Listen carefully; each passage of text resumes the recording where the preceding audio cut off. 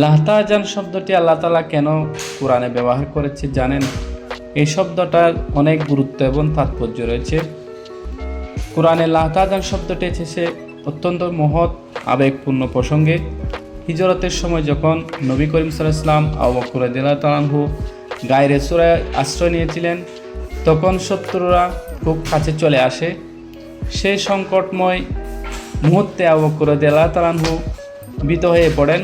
তখন নবী করিম সাল্লাল্লাহু আলাইহি ওয়াসাল্লাম তাকে নরম সুরে বলেন, লাহতাজান, অর্থাৎ দুঃখ করো না, হতাশ হইও না, আল্লাহ আমাদের সাথে আছেন। এই একটুকু বাক্যে শুধু আবু বকর রাদিয়াল্লাহু তাআলা আনহুকে নয়, সব যুগের সব মানুষের জন্য এক অনন্ত সান্ত্বনা হয়ে আছে। লাহতাজান আমাদেরকে শেখায় যে পরিস্থিতি আসুক, আল্লাহর রহমত কখনো দূরে নয়। মানুষের দুঃখ, ব্যথা, লজ্জা, পরাজয় সব কিছু একসময় কেটে যায়, কিন্তু হতাশা যদি হৃদয় গ্রাস করে ফেলে, তখন মানুষ নিজের ভিতরে আলো হারিয়ে ফেলে।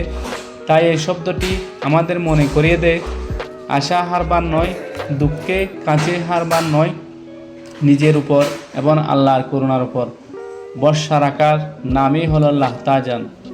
যে হৃদয় লাহতাজান বলে নিজেকে সামলে নেয়, তার ভিতরে নতুন শক্তির জন্ম নেয়, জীবন আবার আলোয় ভরে ওঠে। ধন্যবাদ সবাইকে।